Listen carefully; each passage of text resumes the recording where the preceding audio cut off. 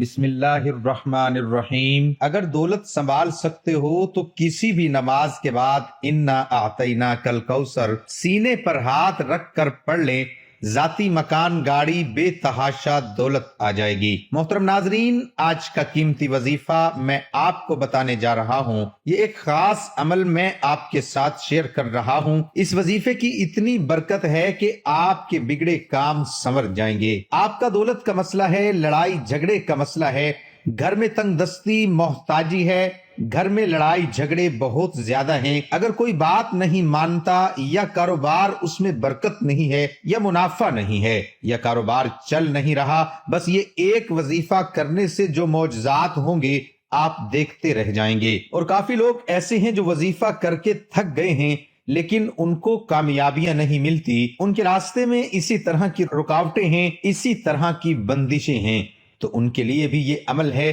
وہ بھی اس وظیفے کو کر لیں تو انشاءاللہ اللہ پاک ایسا معجزہ فرمائیں گے، اللہ پاک ایسا کرم فرمائیں گے کہ تمام مشکلات، تمام پریشانیاں ختم ہو جائیں گی۔ آج کے دن یہ خاص وظیفہ کیجئے، اس سورت کو پڑھنے والا آج تک کبھی کسی حاجت سے محروم نہیں رہا۔ اس آیت کو پڑھنے والے کو مانگنا نہیں پڑتا اور اسے مل جاتا ہے۔ میرے بھائیو، نبی کریم صلی اللہ علیہ وآلہ وسلم نے فرمایا، اے عبداللہ بن قیس، کیا میں تمہیں جنت کے خزانوں میں سے ایک خزانے کے متعلق نہ بتاؤں؟ میں نے عرض کیا، یا رسول اللہ صلی اللہ علیہ وآلہ وسلم، کیوں نہیں، ضرور بتائیے۔ تو آپ صلی اللہ علیہ وآلہ وسلم نے فرمایا، تم کہو لا حول ولا قوت الا باللہ، نہ گناہ سے بچنے کی ہمت ہے، نہ نیکی کرنے کی طاقت مگر اللہ کی توفیق صحیح ہے۔ بخاری اور مسلم نے اس کو روایت کیا ہے۔ تو میرے بھائیو، آج کا یہ جو وظیفہ ہے، اس کو کتنی تعداد میں پڑھنا ہے، کس وقت پڑھنا ہے، اور اس وظیفہ پڑھنے سے کیا کیا فوائد آپ کو ملیں گے، آج کی اس خاص ویڈیو میں ہم آپ کو اس کے متعلق سب کچھ بتائیں گے۔ حدیث پاک صلی اللہ علیہ وسلم کا ارشاد ہے، اے لوگو، اتنی عبادت کرو جو قابل برداشت ہو، کیونکہ اللہ ثواب دینے سے نہیں رک سکتا یہاں تک کہ تم خوف عبادت کرنے سے اکتا جاؤ گے۔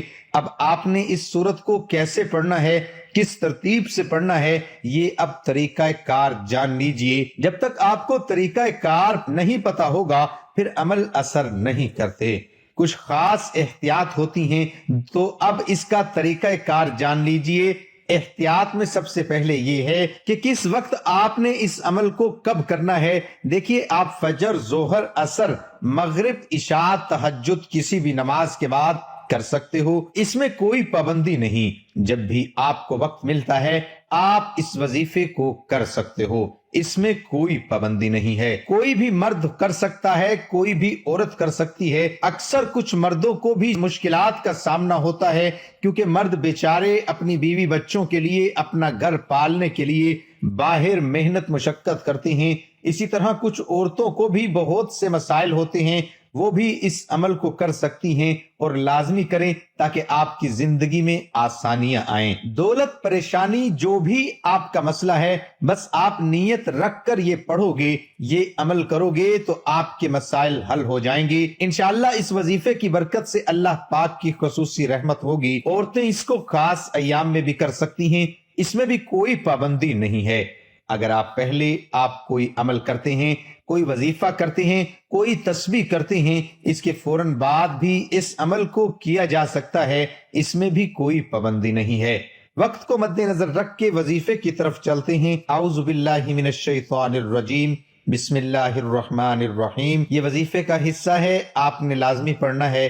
اس کے بعد آپ درود شریف پڑھیں گے، ایک بار میرے ساتھ بھی پڑھیے، اللہم صلی علی محمد وعلی آل محمد کما صلیت علی ابراہیم وعلی آل ابراہیم انک حمید مجید، اللہم بارک علی محمد وعلی آل محمد کما بارکت علی ابراہیم وعلی آل ابراہیم انک حمید مجید۔ یہ درود پاک آپ نے 7 بار پڑھنا ہے، آپ صلی اللہ علیہ وآلہ وسلم کی ذات پر۔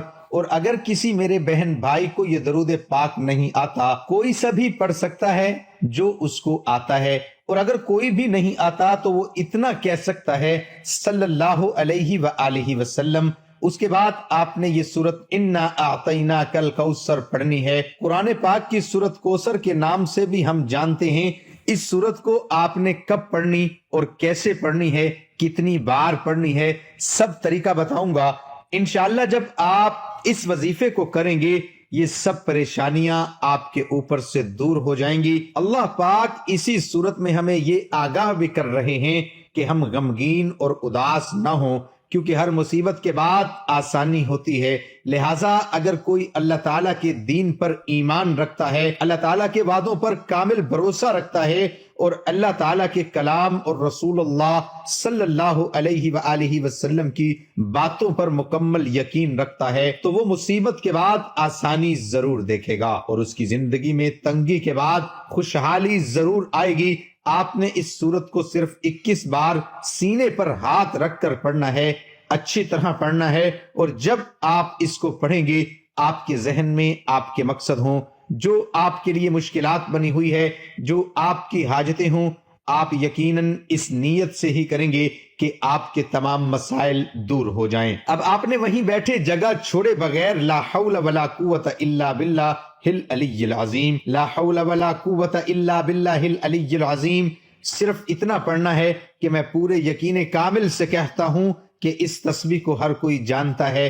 لا حول ولا قوت الا باللہ کا مطلب حضرت عبداللہ بن مسعود رضی اللہ عنہ فرماتے ہیں کہ لا حول ولا قوت الا باللہ کو میں نے رسول اللہ صلی اللہ علیہ وسلم کے سامنے پڑھا تو آپ صلی اللہ علیہ وسلم نے فرمایا کہ اس کا مطلب جانتے ہو کیا ہے؟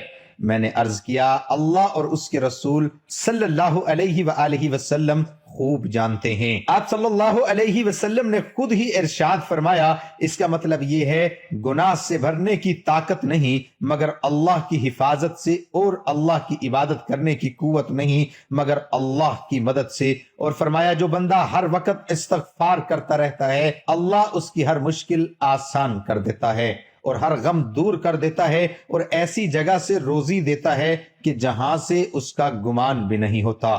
اس کی آپ نے 100 دانوں کی ایک تسبیح کرنی ہے۔ اس کے بعد آپ نے دعا کرنی ہے سبحان اللہ یا رب کریم، یا اللہ آپ کو اپنی شان کریمی کا واسطہ ہم گناہ گاروں پر اپنے گھر کے دروازے بند نہ کر، ہم سیاکار ہیں لیکن ہیں تو تیرے ہی بندے، تیرے سوا ہمارا کوئی سہارا نہیں۔ یا ذوالجلال والاکرام ہم تجھ سے اپنے گناہ کی معافی مانگتے ہیں، جو تنہائی میں کیا یا محفل میں کیا، نادانی میں کیا یا انجانے میں کیا، اللہ اپنی شان کریمی کے صدقے، اپنے کعبہ کی عظمت کے صدقے معاف کر دے۔ تمام دوستوں سے گزارش ہے کہ اللہ تعالیٰ کے 99 ناموں میں سے ایک نام ضرور ٹائپ کریں۔ اللہ ہم سب کا حامی و ناصر ہو۔ اللہ حافظ۔